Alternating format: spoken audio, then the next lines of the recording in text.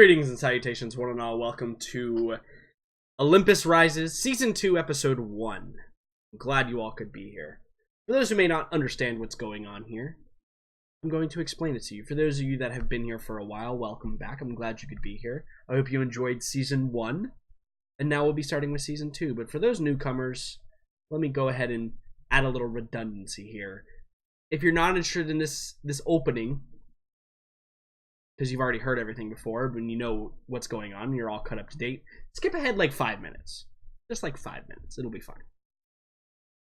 Regardless, here's what Olympus Rises is. It is a tabletop RPG game using the rule set of Stars Without Number. Now, I need to clarify, because at the time of this particular filming, Stars Without Number is going through a revision process to be Stars Without Number Revised Edition. We are currently playing the core base edition prior to that release. And in addition to that, it has quite a bit of homebrew rules associated with it. Because we pride ourselves in wanting to do exactly what we want to do with exactly what we want to do. And what that means is sometimes you have to break the system. The cool thing about Stars Without Number being an OSR system, it is very malleable in the hands of a skilled craftsman, of which we at least pretend to be on the internet. So you may see some things, for those of you that are familiar with the Stars Without Number rule set, you may see some things in here that are not particularly in the book, not particularly canon. I encourage you to ask questions and find out what we do for certain things. I'm not going to explain everything in detail as we get into it, but if that is something that you find interesting, please feel free to leave a comment or ask in chat, whichever is best for you, whether it's live or you're watching this on YouTube. So, let me explain to you a little bit of the scenario. Olympus Rises takes place in the Olympus sector of the galaxy.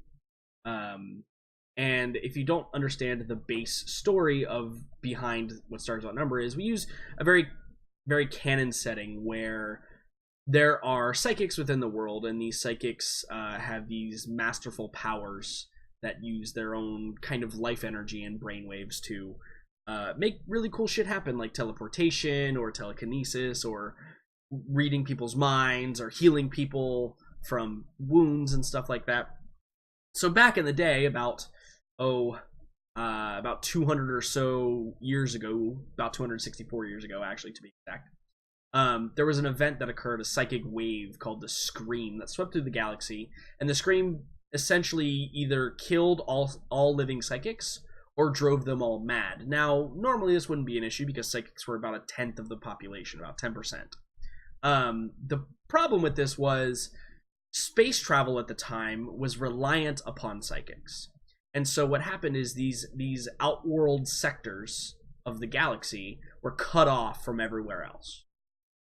So our story takes place in one of these subsectors that is been removed from human society for 200 years, and is currently undergoing the first kind of vestiges of space travel again. Factions are just meeting up with each other, but with everything like a new discovery, it's essentially, it's been described before as the age of sail in space. That's a pretty apt analogy for what happens here. Now, our party members, of which there are 4, are known to those of you that have seen the series before. There's going to be no different party members. We're still going to have the same 4 awesome crew, which you can see right there in the right-hand side. Now, the cool thing about that is the fact that with this 4 awesome crew, they all have a very good rapport going with each other. Now, for those of you that might be joining us for the very first time, I encourage you to stay put, because I'm going to be walking the characters through the motions a little bit more heavy-handedly than I would, let's say, after 46 episodes or so of Season 1. So, with that being said, you're going to get a lot of description information and a lot of kind of background for the characters, even within this episode. So if you're interested in starting up and you don't feel like going back and watching 46 whole episodes of Season 1, feel free to stay tuned. This is going to be updated weekly until we get to Season 3. Then we'll move on with our lives. So with that being said, I will leave the character introductions themselves up to the players to describe their characters, because who knows their characters better than them themselves.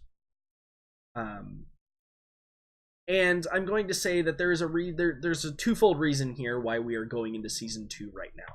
The first being the fact that the players have reached a significant milestone in their careers as space adventurers. Thank you, Matt. They've reached a significant milestone in their careers as space adventurers. They have gone from the broke, kind of living job to job, barely able to pay off their debts crew to a little bit more well-oiled machine. They have a job for everyone on the ship, and they have big goals that they are now able to go obtain. They have some liquid money in their pockets. Their ship, while not paid off, is certainly well on its way to becoming less of a liability for them and more of an piece of property. So with that being said, as far as the sector itself goes, I won't go into explaining every single faction or anything that's going on, and I'm going to do a recap in what we're getting into in the beginning, so you can literally just jump right in, and hopefully you will be able to discover all of these things anew throughout the sessions that we're going to record in order to become better at what we do. Now, I think that due to a couple of false starts that we had with this filming due to technical issues, because nothing would be complete without technical issues, I would like to just go ahead and jump right into the players. We're going to see how their weeks have been, because it's been a few weeks since I've seen them. Might be boring for some of you, but I feel like it's important for a good group cohesive. And from there, we'll get into the opening scene and the opening chapter of Season 2. So I hope you all enjoy it. Stay tuned. We're going to get some awesome... Let me turn on Discord here, which is actually working, and see what everybody's been... Hello? Hello. What's up? Hi. Hi. Hello, hello. So, the cool thing about this Discord, you ready for this? Yes. Tell me more. It's frozen. Matt's the only one talking constantly right now. Oh, good. Don't touch it. That's good. No, I'm actually just gonna get rid of it. It's just gone. Done Okay. with it. Don't even want to use it. So, briefly, let's do this. Let's do this perhaps in 7 minutes or so, a couple of minutes each. Tell us about how your weeks have been. Devon, start with you. 16 days of work, Orlando City lost. Next. Good. Yes. Will, hello. It's actually been more weeks than normal since we've seen you. Yes. The royal family has been away for kind of 80% of these 2 weeks. So I've just been holding the fort, and yeah, that's me. Good. You finished archery class though, right? I did, yes. Wait, do you have like a black belt in archery? How does that work? What are there ranks? No, not quite.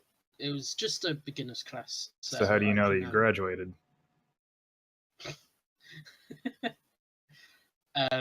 Because I haven't graduated. I just did the introductory course before you go and do the diploma. Oh. To pass the course, do you have to kill a pheasant? You have to like down someone in single combat. Yeah, that's exactly it. We equip people with long swords and they charge across the field, and you have to Don't they kill know them that's before like? they reach you. Don't they know that's like the worst way to kill archers, though? If they're good archers. Oh, okay. I mean, true. Yeah, Good point. This is an introductory course. That's a fair point. Anything else, Will, or just that been all? Pretty much. So, yeah. Megan? I have to go back to work tomorrow, and I'm sad about it. That's pretty much all that's going on with me. Fantastic. Great. Your kids are also going to be sad. Everyone will be sad tomorrow in that building. It's true. There will just be a building of sadness. Matt, hello. Hi. How have you been for the past 2 weeks? Been all right. Things are actually picking up. In lab, we got a brand new spiffy confocal microscope. Like some fun bells and whistles on that. Some interesting like super resolution stuff. Some capabilities with that. Hoping to wrap things up by like holiday time. Yeah, before Say- 2020. Yeah, holidays before the holidays 2021. I'm hoping to Right. Yeah, totally. Christmas 2020. Wouldn't that be a wonderful present for you then? Uh, in all seriousness, I am hoping to get what I'm currently focused on published by the end of the year, which would be awesome. Yeah. We'll listen at some great length after we all were playing Duck Game yesterday to me rambling on about this, but Well, Will, I will spare the YouTube audience and the Twitch folk. Will, do you regret your decision? I was slightly more confused than I was planning on, but Good. Fantastic. Yeah, I'm doing okay. Doing pretty good. Good. That's great. I have been just up to my eyeballs and assholes, as far as work is concerned. Lots of work That's for an interesting games. phrase you have there. I stole it. I'm not gonna lie. Lots of work for my 3 games now. They require a lot of attention, especially since, for whatever reason, I guess, it's been convenient to like move into different acts and parts of seasons of all of my other games as well. So graphics and new YouTube stuff and all that kind of stuff has been slowly eating away at my time. One thing that I think that isn't really portrayed is, man, do you know how like time consuming and hard it is to put text on pictures? Like, to make it look good at all? Yes. I'm Yeah. familiar. It's astoundingly hard. Like, and not even, maybe not hard. Hard probably isn't the word, but like time consuming. Is, yeah, lots of credit to web designers and graphic artists who can do that kind of shit in their sleep, because that's certainly not me, and I'm a pretty creative dude. So yeah, go figure. But I'm pretty happy with how everything turned out in the grand scheme of things. Well, let's go see how these things turned out. But yeah, so just Siege and the end of that, the culmination of that campaign, and this one moving into Act 2, and lots of prep for this work, and Star Wars is going great. It's a lot of fun. Nice.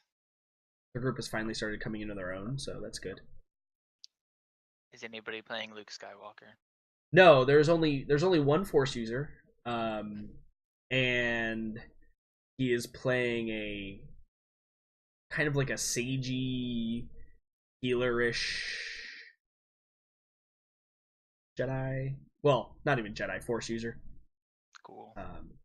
So be interesting. I think the crew's having fun too, and that's what's important. Yeah. Speaking of the crew having fun,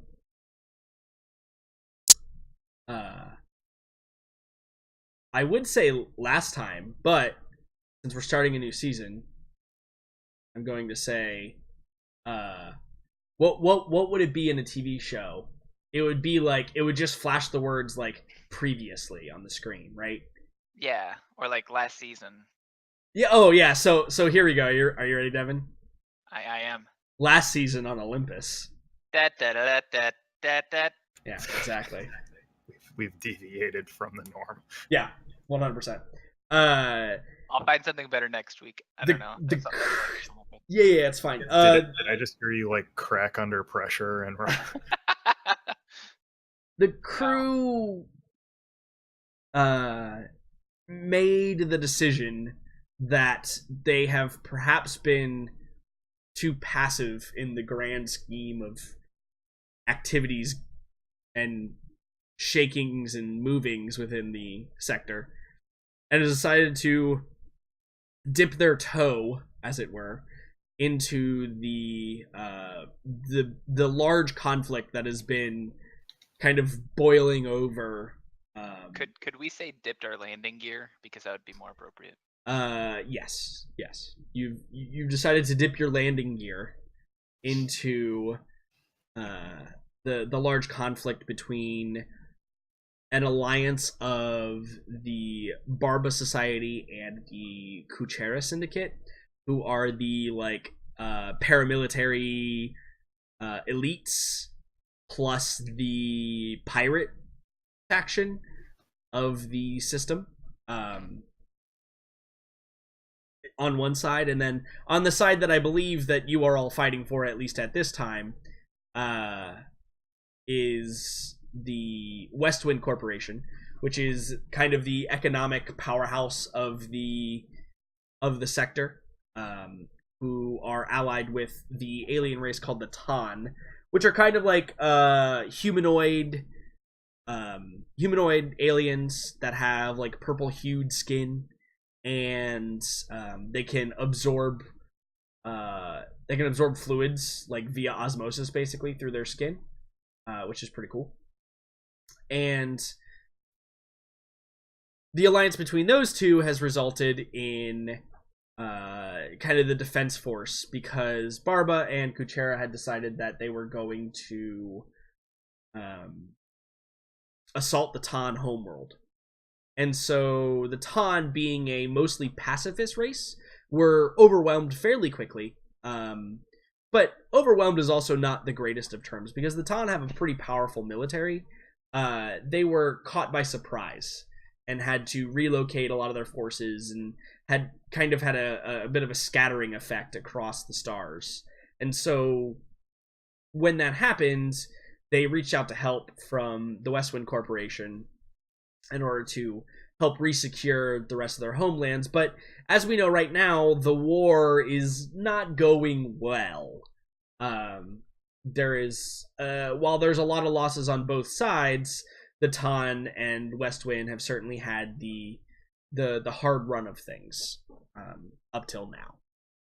And so the party, being a very small group of only 4 individuals, can't influence greatest movings of within the war, but you guys have decided to do what you can, and with the resources available to you, you have decided that you're going to take a mission to go evacuate some Tan VIPs from the city of Gamaz, which is located on the homeworld of the Tan, Iasis. And so Iasis is located in the 0008 sector, which is this one right over here. Now, you'll notice there's a white halo around Iasis. Now, that is very specific to one of our party members' kind of missions, or it was requested to be put on there by that party member. And it represents a world that has a potential for remaining artifacts from before the screen. And so Iasis, being one of those locations, also finds it intriguing to a couple of our party members. So that is what you've decided to do. That is what you've decided to do. You decided to go there. There's also some other missions and stuff, and other reasons to be over there and buy in and around that planet. And we'll see if you guys decide to take any of that on. But I think that we determined that it would be better if we just simply started somewhat in media res. And I think that what I would like to do is simply start with the group of you coming out of drill space in the system of Srata, the planet Iasis. Yes. I was going to say things before we Okay. left a planet where we can specifically get upgrades to the ship. So the group had decided not to do that because it takes time, and this was a time-sensitive mission you were on. Okay, so all of you don't blame me when I can't save all of the refugees that come onto our ship. Completely injured and end up dying as we're going back to safe space then. Agreed. Well, it's kind of like they either die before you get there, or they die after you get there. It's kind of 6 in one hand, half a dozen in the other. That is a valid point. There may be nothing left to save if we don't get there ex post haste. Indeed. So, the opening scene that we see is as the group of you come out of the drill space, as you've connected between the different worlds.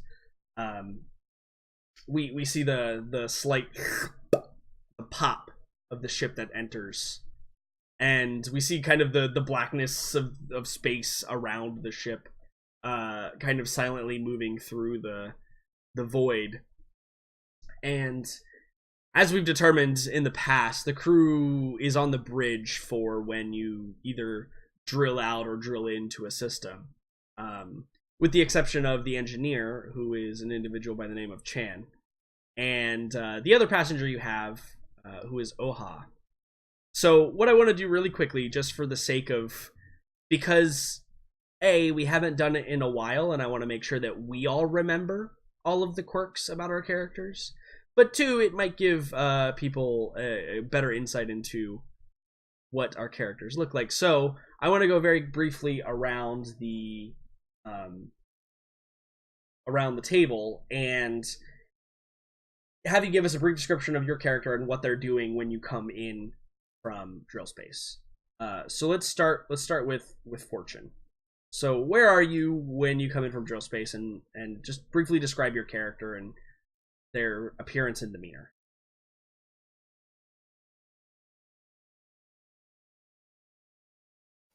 Okay, good. Devon, please. Gogo, why don't you start then? I'd love to, yes. So, Gogo previously would have been probably described actually slightly different. A lot has changed since the first time I've given Gogo's that's another reason why I want to do it, because I think for a lot of people, a lot has changed. No, I agree. So, I mean, Gogo still has the same style she had before. She's got her long, bright green, neon hair.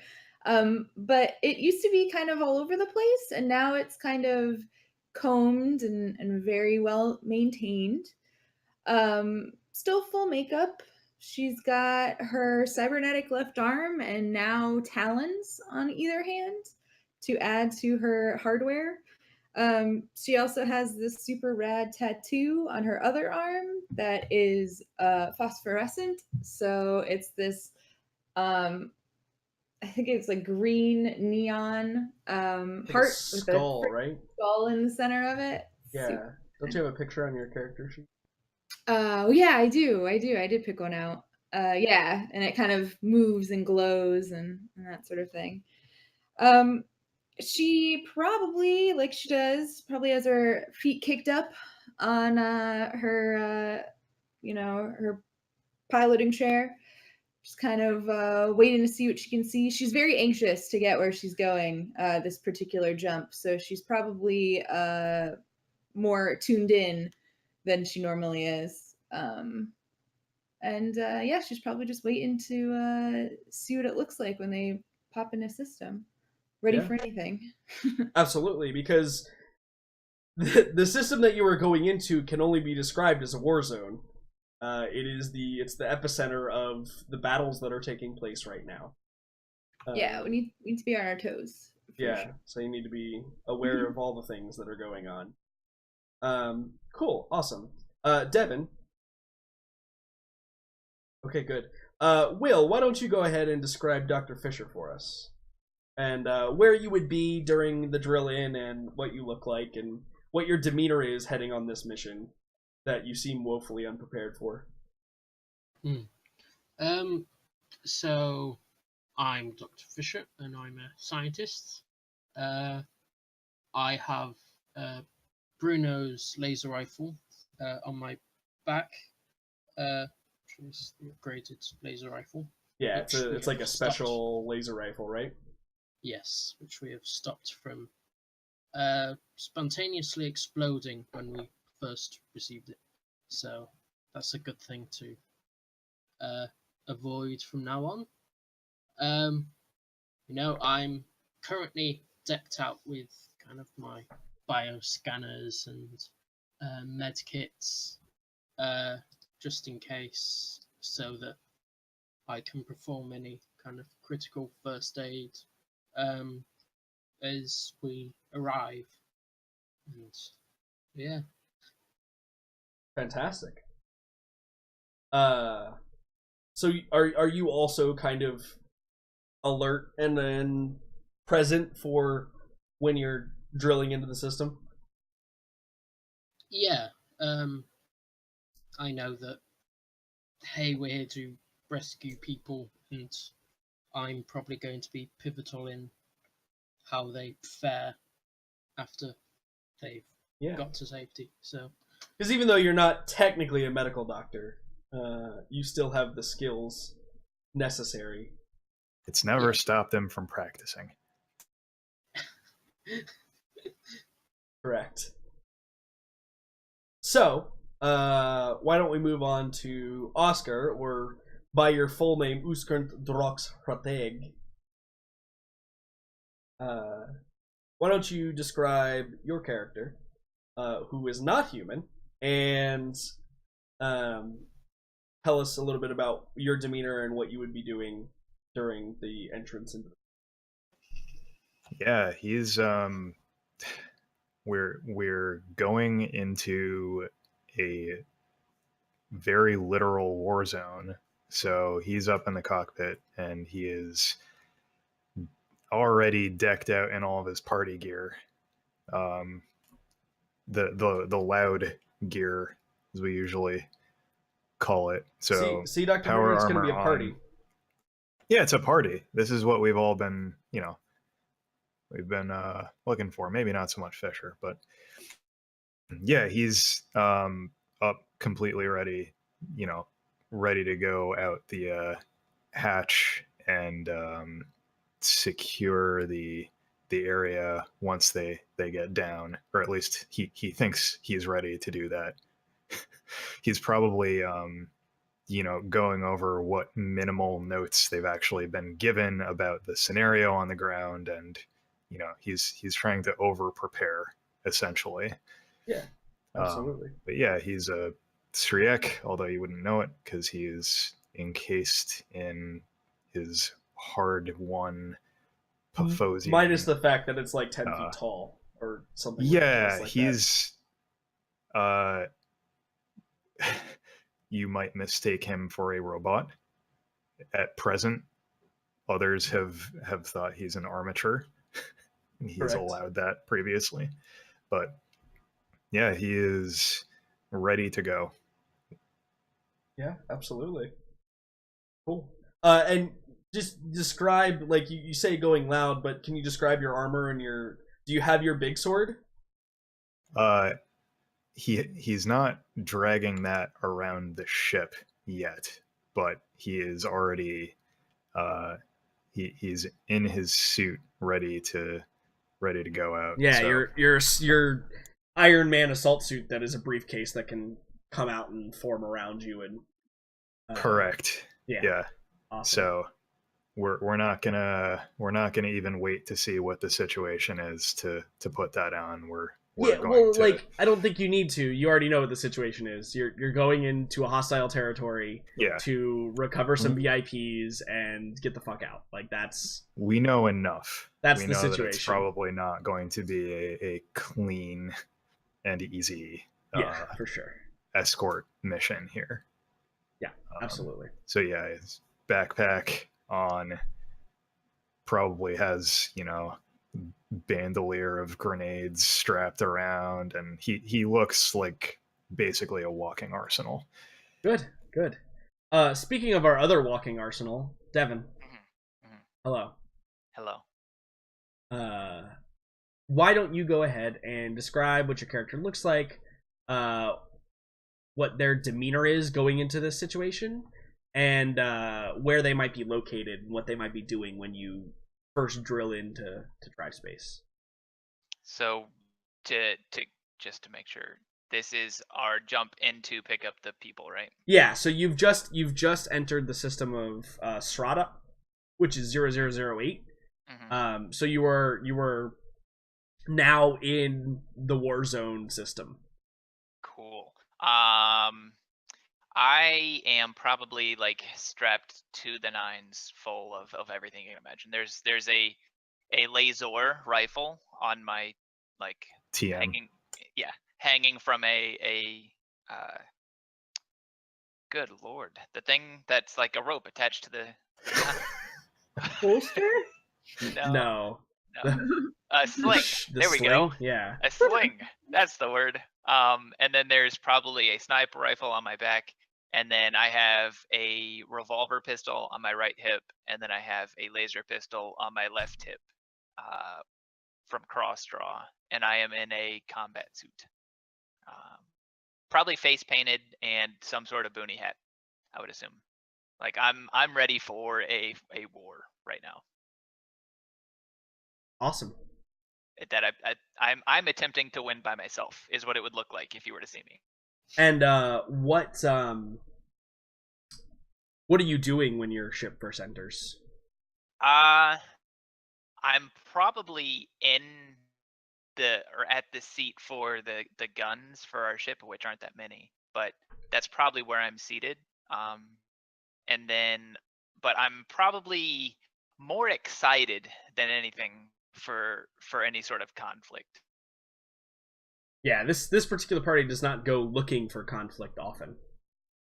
No, Conflict finds us pretty well, but yeah. So it's almost like going into like life itself is confusing. Conflict is easy. That's Fortune's kind of motto. There is like, yeah, I mean, I kill them or they kill me. That's the two options. On the subject of conflict finds you, I mean, if you guys just literally stop pissing off every government by breaking all of their laws simultaneously. Well, if they'd stop doing unethical stuff. If they didn't have such stupid laws, it wouldn't matter so much. It's civil disobedience that gets us these places, and then we have to respond in kind. That's what it is. Right, okay. Don't you think it's a bit discriminatory, Crew? Come on. Nah. Nope. We never discriminate. We hate everyone equally.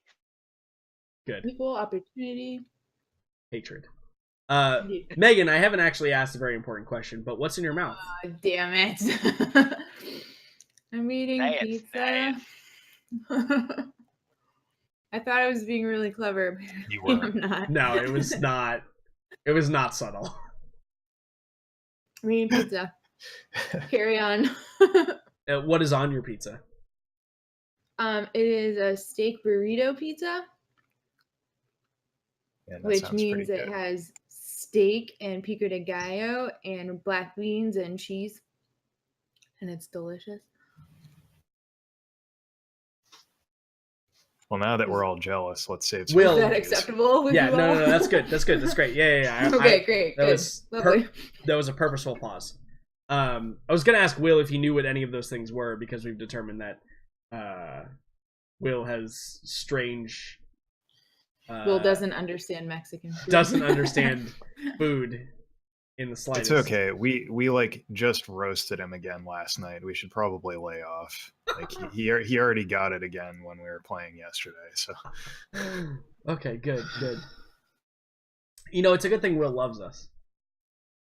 Yeah, totally love you guys. Aw, Will. So the other important thing I think to go over here is it's not just the four of you on the ship. Now the ship that you are currently flying is technically like a cargo freighter. It's a ship designed for about 6 people to live aboard. Obviously, there was a question of whether or not taking on refugees would even be possible, and it absolutely would. With a full complement of supplies, you could last with quite a few more people for quite a few more days and jumps. Obviously, it makes each jump that much more stressful, simply because if you fuck up and get like twice the amount of time in drive space, you literally all might die. Or you might have to like literally start airlocking people to survive. But there are 2 other individuals on the ship. One of them is by the given name of Chan Benaheth. Now, Chan is an interesting individual aboard the ship. He is, first of all, he is from a particular society that enslaves the male populace of the planet. That was determined by the party very early on, although not early enough to which there were jokes made about putting collars around people's necks before we understood what they did. Go-Go is to thank for that. That was one time, okay? So Chan is kind of like the adopted son of the ship, I would say. He has an aptitude for a lot of different things, but has not a whole lot of free will, per se. He struggles a lot with kind of the societal efforts of the crew to, induct him into a greater society. He still struggles a lot with those concepts. He's also known as Sweet Bei-chan. By me and only me. By one person. And he also has some interesting genetic things going on with him because of an accident. Well, that's overly simplified. Yeah, because of an accident that occurred where he was struck in the head with a bullet at high velocity. And in order to save him, he was taken to a facility where we suspect at this point, because there's no clear evidence, that his genetic code or body was modified in some way to keep him alive, essentially, with air quotes. So he's been kind of experiencing the changes of that and dealing with that as it comes, and the crew has been helping him in their own little ways to overcome that. The other individual aboard the ship is an individual by the name of Oha. Now, Oha is also Syriac, just like Oscar is. So they are a race of insectoid people, I should say bipedal insectoid people, who have a particular affinity for psionics.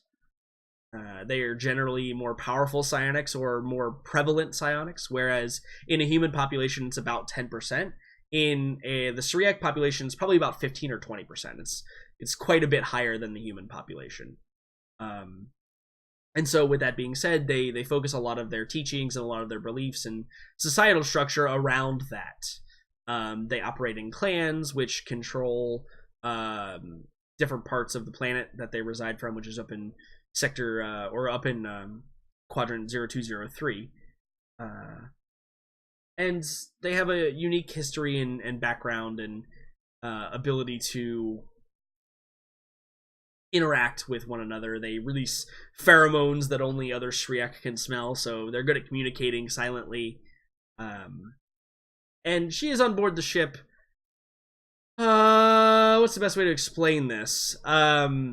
She could have gotten off at any point. She was a previous captive of a rival family to Oscar, who has since kind of integrated her own self by her own will into the ship's structure, much to the surprise and perhaps abhorrence of some of the crew.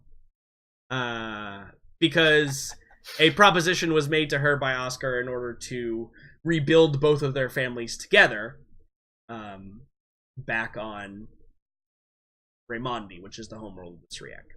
And so her own goals have led her to remain aboard and kind of tail the party and silently judge and evaluate. Well, shouldn't even say silently. Judge and evaluate them as she sees fit. Because she's not very silent about most things. But there has been some suspicion or some credence towards her being probably a bit more receptive to the niceties of rebuilding the family than previously. She seems to actually care now, as gross as that is.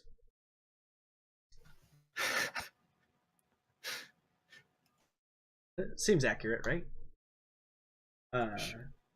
So, as has been stated a few times, the crew is arrived in the system in order to attempt to rescue some VIPs. Now, the information that you were given follows.